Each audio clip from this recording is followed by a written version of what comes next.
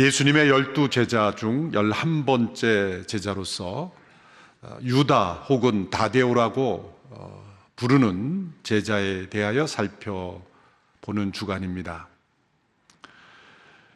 누가복음과 사도행전에서는 이 제자를 표현할 때 야고보의 아들 유다 이렇게 표현했습니다.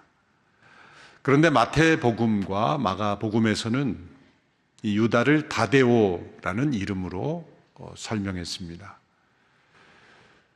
또한 마태복음 10장의 다른 성경 사본에 보면 네베오라는 이름으로 불려집니다.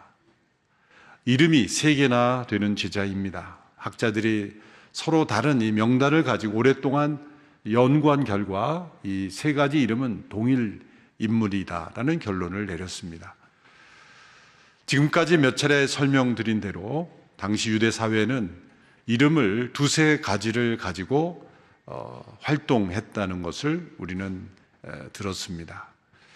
유대 사회의 중심으로 살아갈 때는 유대인의 이름으로, 그리스 헬라 또 로마 시민권, 로마 시민사회에서 생활할 때는 또 그 문화권에 맞는 이름으로 이렇게 이름을 여러 개를 사용했다는 것입니다. 또 유대 사회의 이름이 중복되는 이름이 많이 있다는 것도 우리는 알았습니다. 유대 사회의 독립 시기를 이끌었던 하스몬가, 그 가문의 남성과 여성 이름을 유대인들이 너도 나도 할 것 없이 그 이름을 많이 사용했습니다. 남성 이름으로서는 시몬과 유다의 이름, 또 여성 이름으로서는 마리아와 같은 그러한 이름들이 가장 많이 사용되었습니다. 그래서 이 시몬 다음으로 많이 사용된 유다라는 이름이 유다 사회의 많은 남성들의 이름이었습니다. 그래서 이름이 같으므로 다른 사람이라는 걸 구별하기 위해서는 그 앞에 수식어가 필요했습니다. 그래서 누가복음과 사도행전에 나온 대로 누구의 아들, 그래서 야고보의 아들 유다 이렇게 표현한 것입니다. 그런데 야고보라는 이름 자체도 또 동일 인물이 많으므로 또 어떤 야고보냐 나도 이렇게 구별을 해야 할 만큼 동일 이름이 많았습니다. 또 혹은 다음 주에 살펴볼 가룟 유다처럼 그 앞에 지역 이름을 덧붙여서 어느 지역 출신이라는 것으로 구분하기도 합니다. 가롯 유다, 이것은 가롯이라는 지역 출신 이름이고, 막달라 마리아는 막달란 출신의 마리아라는 거 구분이 되는 것입니다. 이 다데오라는 이름은 그리스어 이름입니다. 타데오스라는 이름으로서 동일한 이름을 구별하기 위해서 부모의 이름을 사용하거나 혹은 지역 이름을 사용하기도 하지만 같은 의미를 가진 다른 나라 언어를 사용하기도 하고 혹은 같은 발음을 내는 다른 나라 언어를 사용하기도 합니다. 대표적인 예가 사울과 바울입니다. 히브리식 이름으로 사울이고 또 헬라식 이름으로 바울인데 이것이 같은 운율, 같은 어조로 이루어지기 때문에 가장 비슷한 발음을 내는 단어를 사용하기도 한 것입니다. 그래서 어느 학자는 이 유대와 다데오, 우리말로는 전혀 다르지만 그 당시 사람들의 발음으로서는 비슷한 운율의 발음이었기 때문에 이 단어를 사용했을 것이다. 또한 유다라는 이 이름의 의미, 그것은 찬송이라는 의미인데 이 다데오라는 이름의 뜻은 하나님께서 주셨다라는 그러한 God given 그런 의미가 있기 때문에 의미적으로도 통하기에 이 이름을 같이 사용했을 것이라고 보는 것입니다. 이 유다 혹은 다데오, 그래서 저는 합쳐서 다데오 유다라고 부르고자 합니다. 다데오 유다가 등장하는 것은 이 12제자들의 명단 외에는 오늘 본문 요한복음 14장 22절에서 예수님께 던진 질문, 단 한 번의 질문만 등장합니다. 단 한 번의 질문이지만 그는 매우 중요한 질문을 던졌습니다. 그것이 오늘 본문 요한복음 14장 22절의 말씀입니다. 함께 읽겠습니다. 그러자 가룟 유다가 아닌 다른 유다가 말했습니다. 주여, 주께서 우리에게는 자신을 나타내시고 세상에는 자신을 나타내지 않으시는 까닭이 무엇입니까? 이 요한복음에서는 가룟 유다와 구별하기 위해서 가룟 유다가 아닌 다른 유다 이렇게 설명을 했습니다. 이 질문은 요한복음 13장부터 이어지는 예수님과 제자들의 긴 대화 속의 마지막 질문입니다. 예수님께서 제자들과 마지막 만찬을 나누실 때 그 분위기는 매우 불안한 분위기였습니다. 예수님께서 어디론가 떠나실 것 같은 그러한 분위기 속에서 베드로가 제일 먼저 그 불안을 표시하는 질문을 던집니다. 주여, 어디로 가십니까? 이 베드로의 질문에 대해서 예수님께서 대답을 하시는 가운데 마지막 말씀이 너희가 그 길을 알리라 라고 말씀하셨을 때 도마가 두 번째 질문자로 나서서 주여, 우리는 그 길을 알지 못합니다. 우리가 그 길을 어떻게 알겠습니까? 주님께서 어디로 가신지 모르는데 우리가 그 길을 어떻게 알겠습니까? 라는 질문을 던지게 됩니다. 그 도마의 질문에 대해서 예수님께서 유명한 말씀을 주십니다. 내가 곧 길이요 진리요 생명이니 나로 말미암지 않고는 아버지께로 올 자가 없느니라. 그 유명한 말씀을 주시죠. 그리고 나서 후반부에서 아버지와 예수님과의 관계에 대해서 설명하시는 가운데 빌립이 세 번째로 질문을 던집니다. 주여, 우리에게 아버지를 보여주십시오. 예수님이 답변해 주십니다. 나를 본 자는 곧 아버지를 보아할거늘 어찌하여 아버지를 보여달라 하느냐 라고 말씀하시면서 그 마지막 부분에 바로 14장 21절에 이르게 됩니다. 14장 21절에서 예수님께서 유명한 말씀을 주시죠. 누구든지 내 계명을 가지고 지키는 사람은 나를 사랑하는 사람이다.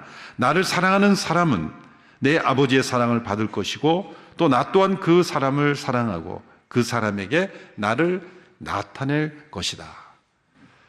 마지막 그 사람에게 나를 나타낼 것이다. 이 사람은 예수님을 사랑하여 그 말씀에 순종하는 자에게 예수님께서 나타내 주신다는 그 말씀인데 이 마지막 말씀을 붙잡고 네 번째로 다데오 유다가 예수님께 질문을 던진 것입니다. 앞서 베드로, 도마, 빌립이 예수님께 각기 질문을 던졌는데 그 세 제자들의 질문과 이 다데오 유다의 질문의 차이점은 무엇일까요? 각기 내용은 다릅니다. 베드로는 주여 어디로 가십니까? 도마는 그 길을 우리가 어떻게 할 수 있겠습니까? 빌립은 우리에게 아버지를 보여주시옵소서 라고 했지만 공통점은 뭐냐면 우리에게 초점이 있다는 겁니다. 베드로는 우리가 불안합니다. 도마는 우리가 그 길을 모릅니다. 빌립은 우리에게 아버지를 보여주십시오. 초점이 제자들입니다. 우리입니다. 그리고 나입니다.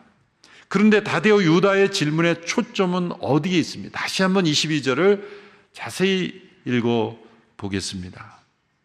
함께 다시 읽어볼까요? 시작. 그러자 가룟 유다가 아닌 다른 유다가 말했습니다.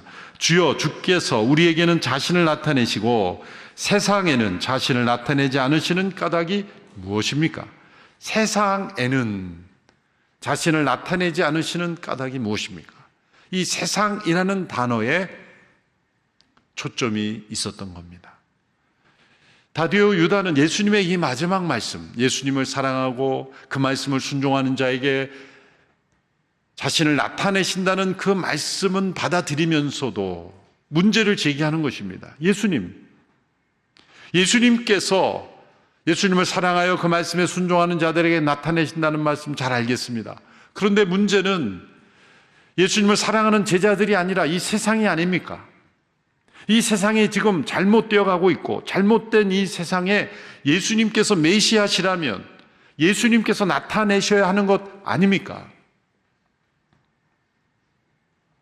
라고 질문을 하고 있는 것입니다.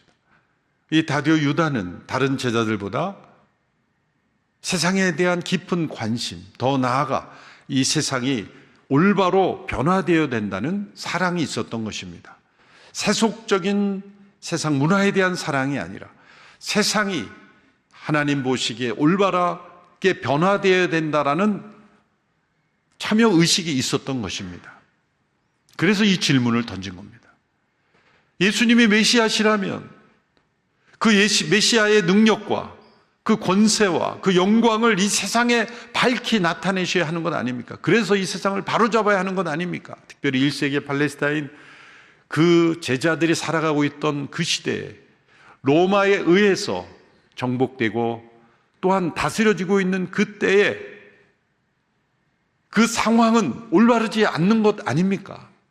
유대가 독립되어야 하지 않습니까? 그렇다면 예수님께서 메시아시라면 이 상황을 바로잡아 주어야 하지 않습니까? 라는 질문입니다. 이러한 질문은 당시에 많은 유대인들이 가지고 있었던 메시아 사상과 갈망을 표현해 주는 것이기도 합니다. 유대인들은 구약의 모세와 같은 선지자 하나가 일어날 것이라는 메시아 예언을 문자 그대로 받아들이며 그 시대에 어떻게 적용했냐면 제2의 모세가 나타나 과거 구약 시대의 모세가 애굽으로부터 그 백성을 해방시켰던 것처럼 애굽의 바로와 싸워서 그 백성을 해방시켰던 것처럼 로마의 가이사와 싸워서 로마의 지배로부터 벗어나게 해줄 제2의 모세가 메시아라고 그렇게 믿었던 것입니다. 예수님의 제자 중 12제자 중 세 번째 그룹으로 나오는 이 4명의 제자들의 공통점은 바로 이러한 세상에 대한 메시아관을 가지고 있었던 사람들입니다.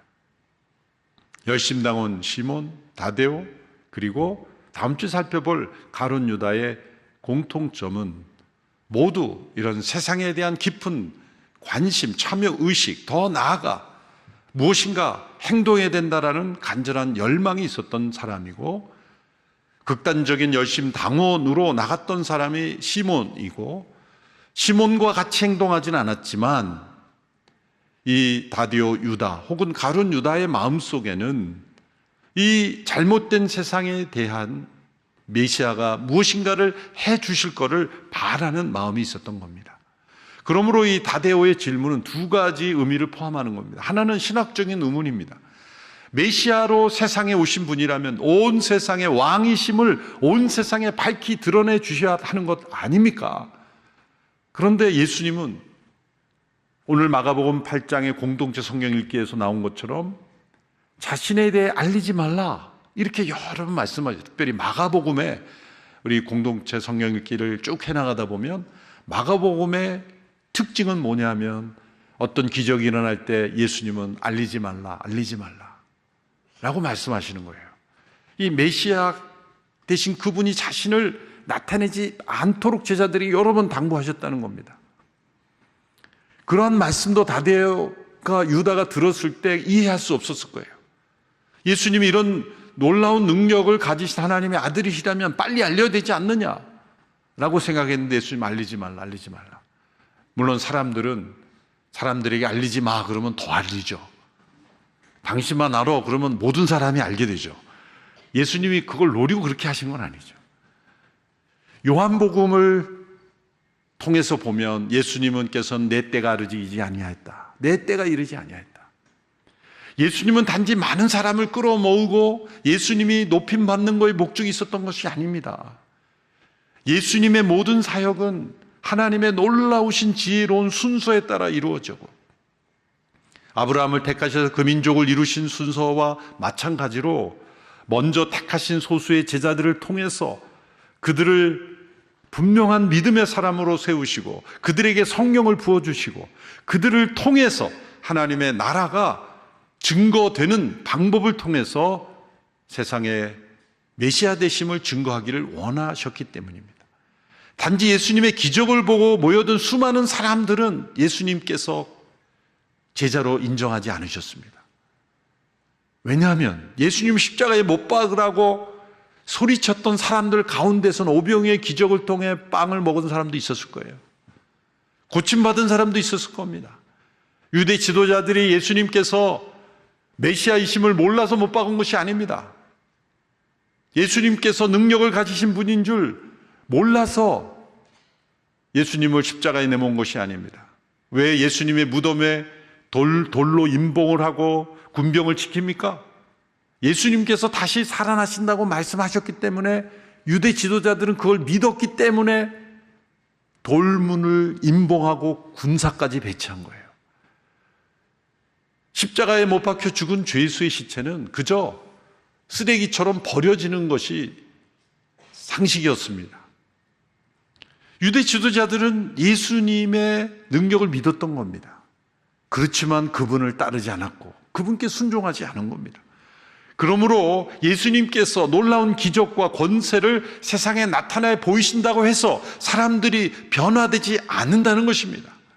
도리어 사람들은 그들의 악함과 나쁜 동기를 이용해서 자신들이 원하는 것을 추구하고야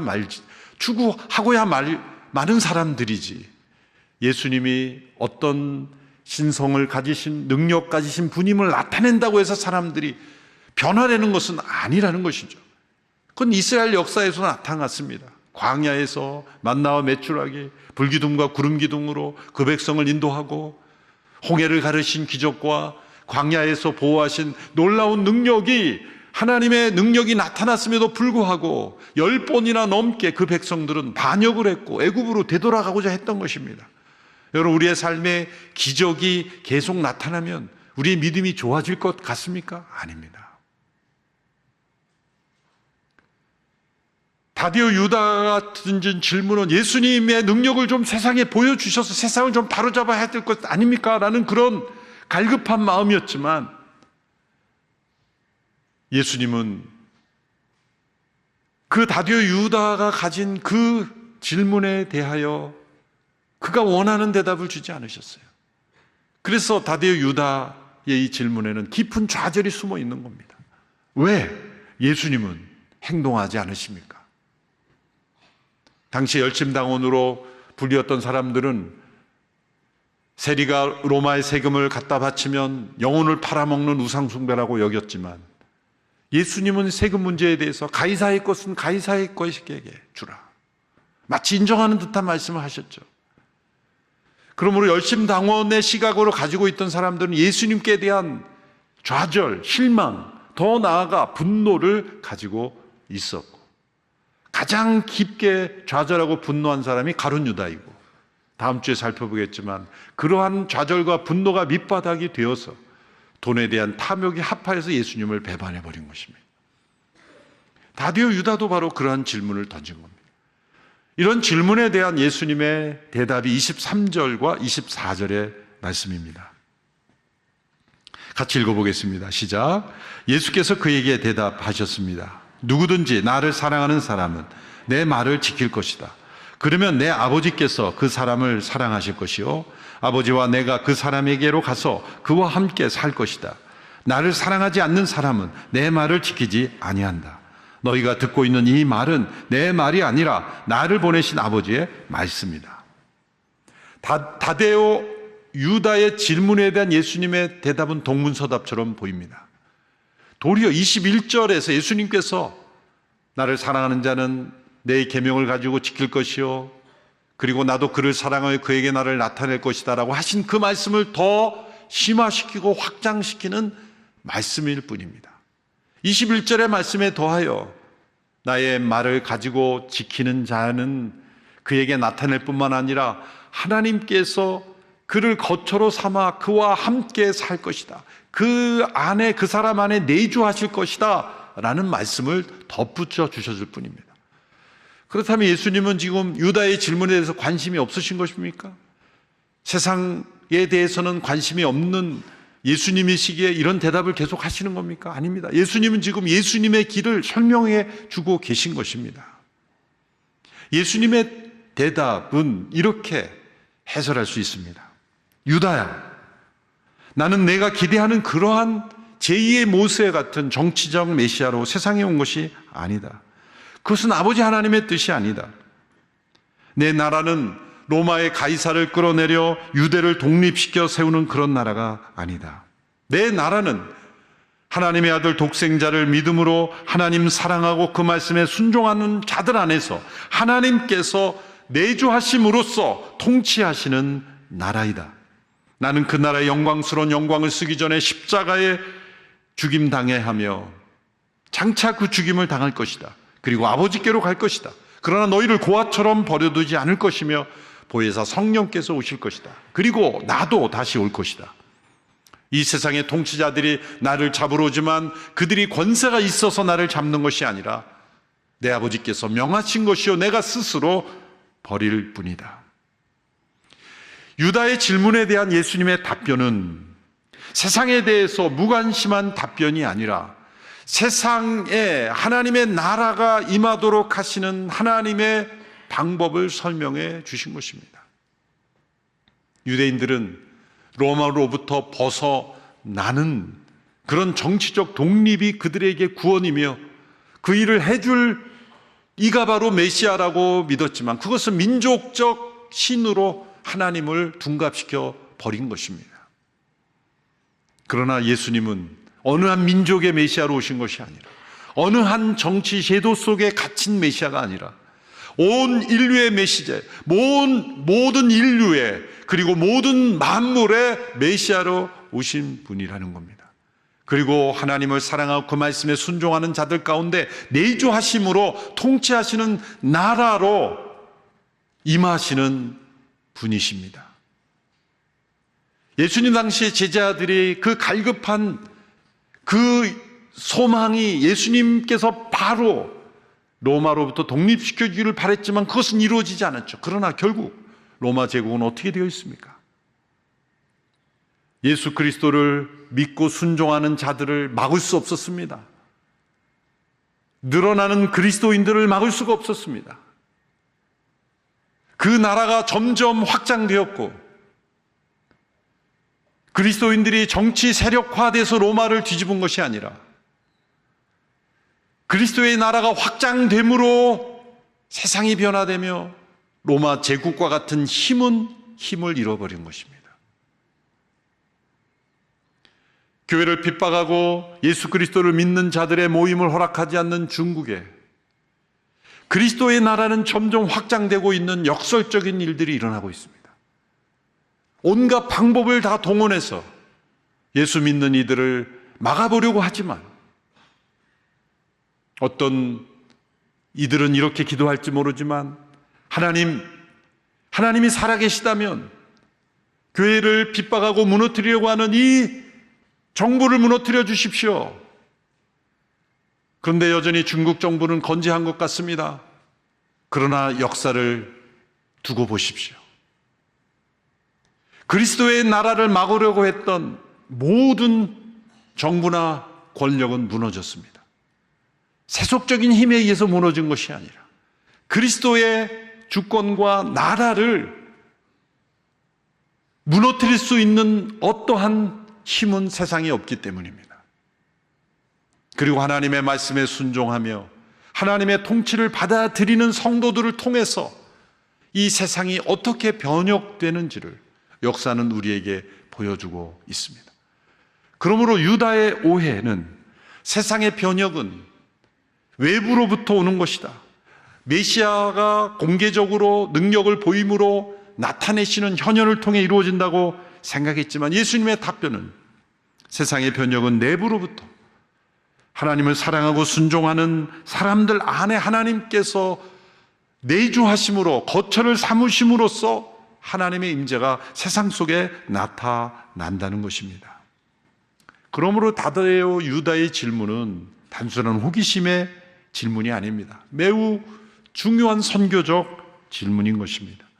세상의 빛으로 오신 예수님께서 온 세상에 비추셔야 되는데 왜 소수의 제자들에게만 집중하시고 그들에게만 빛을 비추어 나타내십니까? 라는 이 질문은 나머지 세상은 어떻게 되는 것입니까? 하나님은 나머지 세상을 버리신 것이 아니라 소수의 택한 제자들을 통해서 그들 안에 삼위일체 하나님이 임재하시고 내주하심으로 빛을 비추심으로써 이 세상에 하나님의 임재가 나타나시는 하나님의 방식이라는 것입니다. 그러므로 우리가 살고 있는 세상이 잘못 되어 간다면 하나님은 1차적으로 하나님의 자녀들에게, 그리스도의 제자들에게 그 1차적 책임을 물으시는 것입니다. 그리스도의 제자들이 하나님의 말씀에 순종하지 않는 만큼 세상은 어두워진다는 것이죠. 반대로 그리스도의 제자들이 하나님의 말씀에 순종하며 사회 곳곳에 그 말씀에 순종할 때 하나님의 임재의 빛이 세상 속에 비추어지는 변혁을 하나님은 이루신다는 것입니다. 그러므로 다데오 유다가 원했던 세상에 대한 예수님의 나타나심은 이루어지지 않은 것입니까? 아닙니다. 그가 바로 세상 속에 그리스도의 나타나심의 통로가 된 것입니다. 다데오 유다가 결국 여러 전승에 의하면 아르메니아와 에데사 여러 지역에서 복음을 전하는 통로로 쓰임을 받았습니다. 그러므로 예수님의 답변은 다데오 유다의 질문을 기각하신 것이 아니라 다데오 유다 자신을 그 답의 일부로 만들어 주신 것입니다. 잘못된 세상을 바라보며 성도들에게도 동일한 유다와 같이 질문을 던질 수 있습니다. 하나님, 세상은 잘못되어 가고 있습니다. 그리고 하나님은 그것을 바꾸실 수 있는 능력이 있지 않습니까? 그런데 왜 지금 그렇게 하지 않으십니까? 그리고 우리는 어떻게 해야 합니까? 유다에게 주신 답변을 기초로 하면 예수님의 답변은 이렇게 생각할 수 있습니다. 나는 세상을 내버려 두지 않는다. 그저 침묵하는 것이 아니다. 방식이 다를 뿐이다. 나는 그리스도의 말씀에 순종하는 제자들 안에 거처를 삼고 그들 안에 임재하고 그들을 통해 세상에 빛을 비추며 변화시킬 것이다. 너희가 나의 말에 순종하고 사랑할 때 너희를 통해 세상 속에 나타나게 될 것이다. 미국 버지니아 대학의 종교문화사회학자 제임스 헌터라는 분이 쓴 To Change the World라는 책이 있습니다. 기독교가 세상을 어떻게 변화시키는가라는 제목으로 번역된 책이기도 합니다. 후반부에 그는 교회가 세상을 변화시키려 했던 세 가지 패러다임을 정리하면서 이 세 가지 패러다임이 늘 항상 왜 실패했는가 공통점을 발견합니다. 첫 번째는 방어적 대응, Defensive Against. 그래서 열심당원들과 같은 사람들이 가졌던 태도, 메시아가 로마를 지금 당장 몰아내 주어야 한다, 그래서 세상을 되찾아야 한다라는 그런 시각이죠. 두 번째는 문화적 관련성을 추구하는 입장입니다. 메시아는 어눌린 자, 연약한 자의 편에 계신다, 그들의 필요에 응답해야 된다라는 매우 진보적 시각이죠.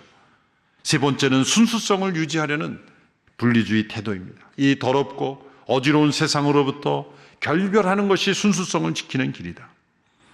그런데 이 세 가지 패러다임이 모두 실패한 까닭은 공통점이 그 밑바닥에 원한과 분개심이 있었기 때문이라는 겁니다. 그렇다면 다른 대안은 없는가?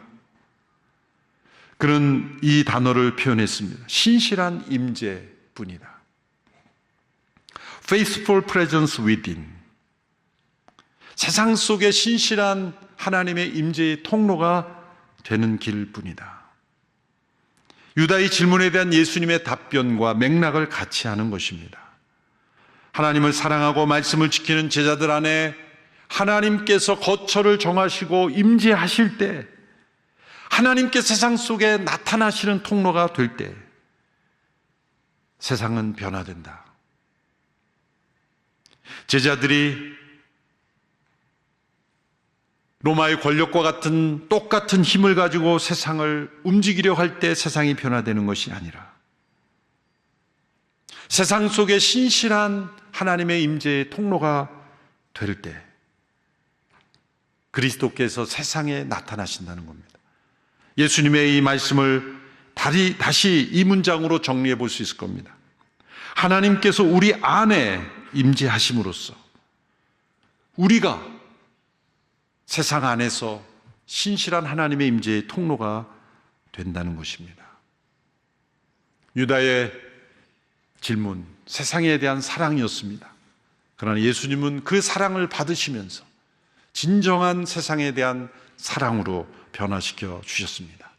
오늘 이 시대에 대한 책임을 우리가 더 깊이 느끼며 그리스도의 말씀을 따르는 우리 안에 그리스도의 신실한 임재가 나타나는 것부터 시작하는 것, 그것을 주께서 말씀하십니다.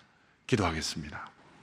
하나님 아버지, 세상을 향해 외치는 많은 목소리가 있지만 우리 안에 하나님의 임재를 먼저 회복하게 하여 주시옵시고, 그리스도의 말씀에 순종함으로 역사하시는 하나님의 임재가 세상 속에 나타나는 통로가 되게 하여 주시옵소서.